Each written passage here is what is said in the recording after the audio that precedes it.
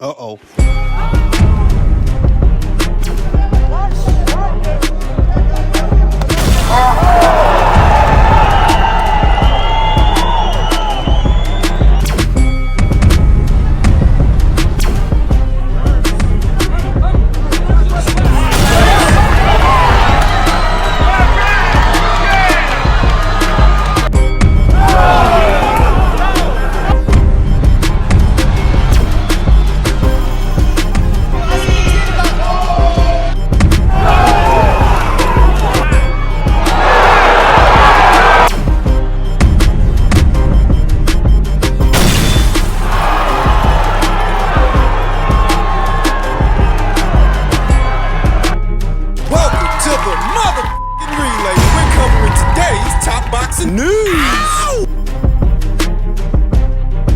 Okay, we'll start with this. The latest from the World Boxing Council's annual convention and what mandatories and orders have come down when it comes to the women's super featherweight division, where Alicia Baumgardner still reigns as undisputed champion. What may be interpreted as a not-so-welcome bit of news. Alicia Baumgardner and Delphine Persoon were both on hand. Persoon asked for a return after their fight was ruled a no contest following a head clash.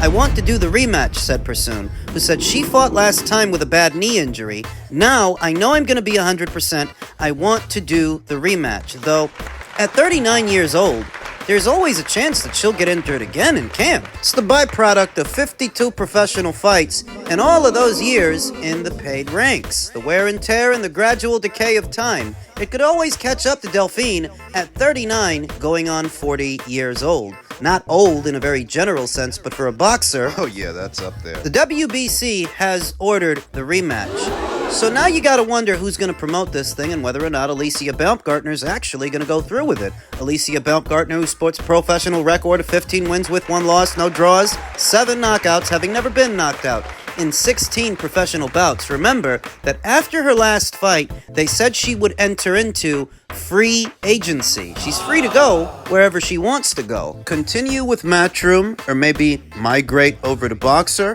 maybe to Top Rank, maybe to Most Valuable Promotions. And the Delphine Persoon fight, whether or not she decides to go through with it. The super featherweight division is running a drought of big-name fights for the reigning undisputed champion. And upon receiving this order, Alicia might decide that it's time to move up, it's time to go to lightweight. There are no big names, there are no big money fights at 130 pounds. Everybody else has moved on. Terry Harper, Natasha Jonas, Michaela Mayer. This Delphine Persoon fight was the only fight that Alicia Baumgardner had this year. That was back in September. So you figure that if she is going to stay at super featherweight a while longer, you want to get this out the way. You want to do it quickly. You don't want to lose too much time on this if you are staying at 130. Why was it ruled a no contest? It was a clash of heads that opened up a cut on Delphine Persoon. I believe that's what it was. And because the contest only lasted 4 rounds instead of 5, the rule is that if it's under 5 rounds, it's a no contest. I felt that Delphine Persoon should have been allowed to continue, just so that we can get some finality, so that the fight actually has an outcome. Seems like all of this has been a massive waste of time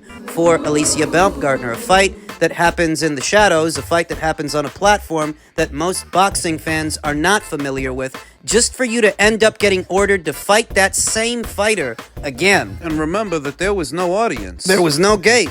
This event was not open to the public. It's hard to imagine that Alicia Baumgardner would want to have to fight Delphine Persoon again. The way that fight was going, it looks like she was well on her way to stopping Delphine Persoon if they would have allowed it to continue.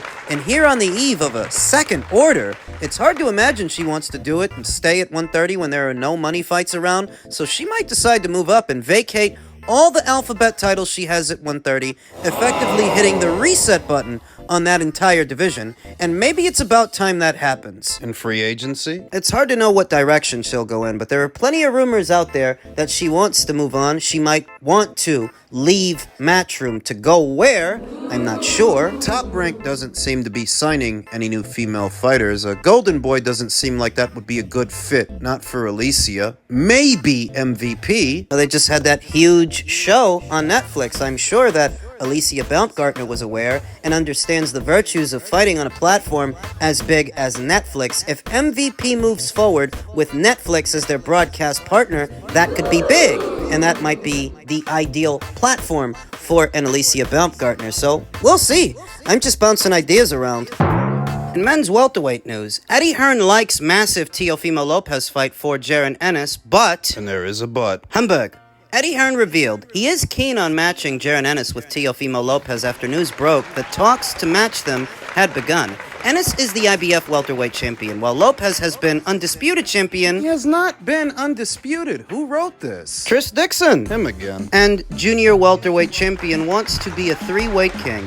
Top Rank had earlier confirmed that talks were ongoing. Lopez is looking for a big fight at 147, but Ennis hopes to unify, which means Lopez is not a priority.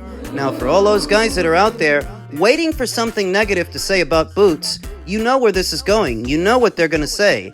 They're going to say he's ducking Teofimo. However disingenuous that may seem to me or you, regardless, Hearn likes the idea of matching Lopez and Ennis, which he views it as an East Coast fight that could happen in New York or Philly. One source connected to the negotiations cited a working date as March. The issue is the only thing that Boots wants to do is unify, said Hearn. The reason he didn't move to 154 is he wants to unify. I like the Lopez fight.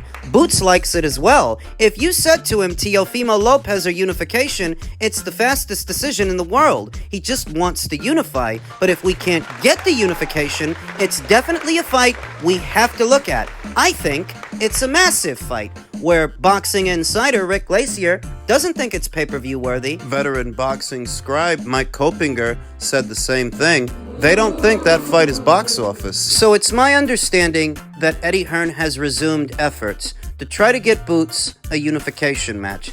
And on the premise that he actually gets him one, is that a categorical duck? Are you ducking Teofimo by fighting another welterweight champion like yourself? Look, this is all going to depend on who you ask and what their agenda is, what their ulterior motives are. I don't have one. I'm just being honest with you. I don't consider it a duck. For Boots to fight a champion at his own weight, a naturally bigger man than a Teofimo, and a champion, that's not a duck to me. But I see what the optics are and how Jaron Ennis just seems to have a penchant for making himself look bad to some people. Or maybe it's just that some people already made up their minds. They're going to criticize him no matter what he does, that if he were fighting Teofimo, what they might say is, look at him. You turned down Virgil to fight a naturally smaller man. I thought you wanted to unify. If he were to fight Teofimo Lopez, but now that they're hearing that he isn't, they want to criticize him for that and say, well, now you're ducking Teofimo. You're ducking Virgil. You're ducking Teofimo. That's what they're going to say.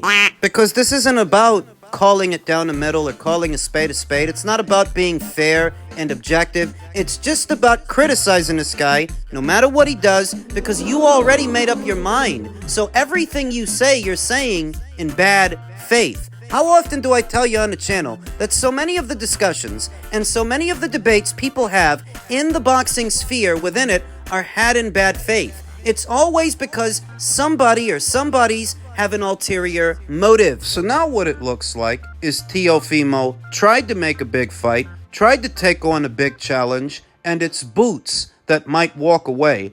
I did not anticipate that This ain't how I thought this would play out. So once again, Boots is the one that comes out looking bad. But if what Teofimo really wants is a meaningful fight in the welterweight division, just go fight Brian Norman. You know that Boots is trying to go on an undisputed run, and you claim you want to fight him. Fight Brian. Take his brown belt, then bring that to a Boots fight. If you win the Brian Norman fight, that puts you within Boots' crosshairs, because what he's after are unification matches. You get yourself a belt. Not only do you legitimize yourself as a somebody in the welterweight division, because you haven't fought there yet, and going straight into a Boots fight seemed like certain disaster. You fight Brian, you get ready for Boots with him, you become a 3-division champion. I have to cast aside the narratives because there are so many of them. If the situation is that Boots is foregoing a Lopez fight to go unify with Mario, or unify with a Montestanionis, If that's what's happening, then Teofimo's only other option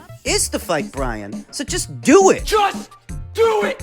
Make your dreams come true! Should be an easy fight to make. They're both top-ranked fighters, and they were already working on it earlier this year. Just do it! I'm an old cynic, and a part of me still questions as to whether or not Teofimo's interest in fighting Boots was genuine, or was this just a way to get journos writing articles about you, to keep your name out there? We won't know now. We don't know. Because once again, it's Boots walking away. The guy's got a penchant for making himself look bad. And I'm not a fan, by the way. I am not, nor have I ever been, a member of the Boots fan club, but I'm just calling a spade a spade. A unification match against a guy your own size, that doesn't look like a duck to me. Sorry.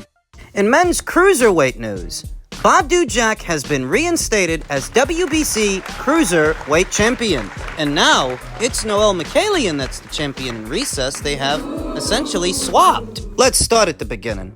Back in February of last year, former super middleweight champion and light heavyweight kinda champion Badu Jack sprang an upset of WBC Cruiserweight champion Lunga Makabu, who'd been teased as a potential foe for Canelo Alvarez before it all went wrong. Rather than parlay that victory into a payday, Jack elected to sit on the belt for a bit before announcing his intention to try for a Bridgerweight title against then-champion Lukas Rozicki, prompting the WBC to name him a champion in recess, except he wasn't in recess at all, he was just moving up in weight.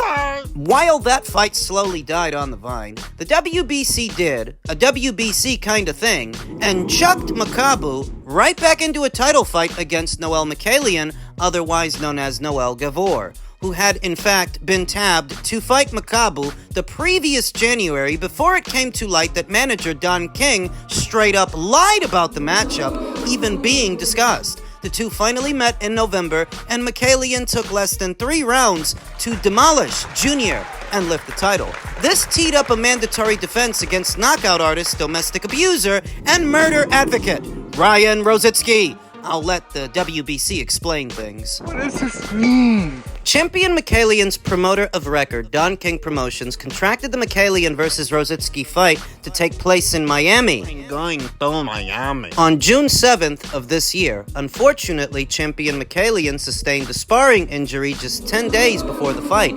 DKP rescheduled the fight for September. I'm going to Miami. Also in Miami, unfortunately, DKP's principal, Don King, experienced health issues, severed enough not to be able to promote the event. After thoroughly evaluating all the facts, having engaged in numerous communications with both camps, the WBC ordered a purse bid for the Mikhailian vs. Rozicki bout. 3 Lions Promotions attended the purse bid ceremony, which did not have to take place, as both camps informed the WBC they had reached an agreement. The fight was then scheduled for December 7th in Canada. 3 Lions Promotions produced bout contracts, contracted the arena, arranged for the broadcast production, and incurred other substantial expenses. After all that effort, now it turns out that champion Mikhailian is unavailable to participate in the fight against Rozicki due to an ongoing legal dispute with his promoter, Don King. The WBC Board of Governors has voted to unanimously support the petition from 3 Lions Promotions to approve an interim championship between Rozicki and the number 2 contender, Yamil Peralta of Argentina. The bout is a rematch of their highly controversial fight back in 2022.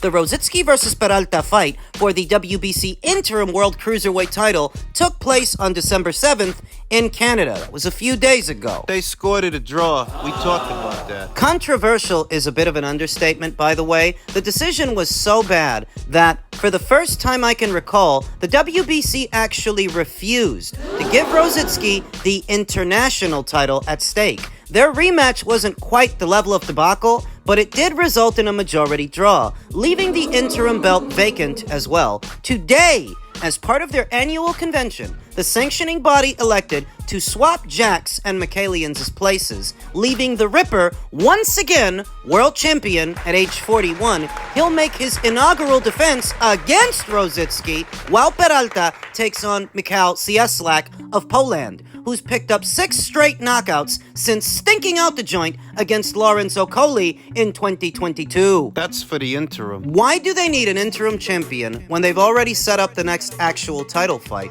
Hell if I know. Clown shoes everywhere. If it means Opataya and Zerto get a real shot at going for undisputed at some point, I'll take it. Patrick Stumberg, who wrote that article, asks, why does the WBC need an interim champion if they've already ordered an actual title fight? It's so that they can garner more sanctioning fees from more fighters. That's the short answer. The function of an interim champion or an interim title and what it's supposed to be is in the absence of the full champion, except the full champion is not absent.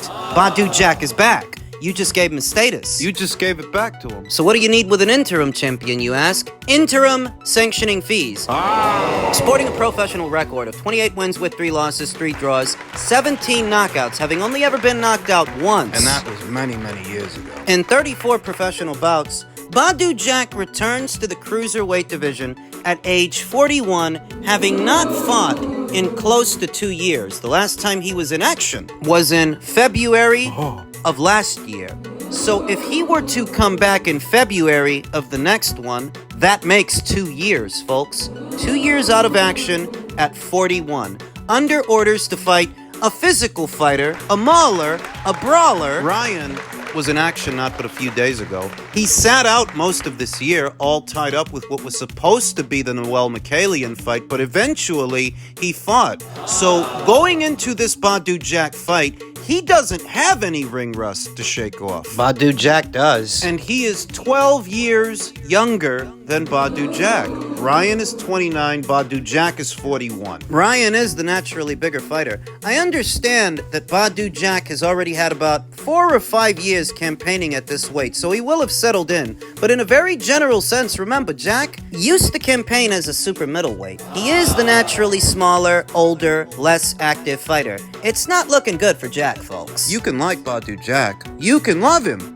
but the reality is, by the time these guys fight, if they do fight, and there aren't any other snafus, it will have been about 2 years since Jack fought anybody. This is what Ryan Rozicki wanted. He wanted his crack at the apple, and Noel kept finding ways to put it off in the end. The WBC did the right thing, and now he's got his shot. He struggles with movement, though. That does seem to be Ryan Rozicki's Achilles heel, movement. That's why the Argentine gave him so many problems, because he's a mover, he's a boxer. So is Jack. Yeah, but here's the caveat. Jack's standing on 41-year-old legs. Do you trust those 41-year-old legs to shake and bake Ryan? I don't know. Yeah, I get it. Jack is the more experienced fighter. He's got the better resume. He's been in there with the better fighters overall. All of that is well and good, but it doesn't account for the physicality of it, that Jack is up there in age. Look over at Ryan. Ryan's got a chin, and not only does he have a chin, not only can he take a punch, but he can give a punch. And for all of his limitations, don't let him hit you. Jesus Christ. So this could get interesting. Badu Jack's experiences are offset by Ryan Rozicki's youth, freshness, and strength. I wonder who's supposed to be promoting this show. I wonder where and when it's gonna land. We'll see.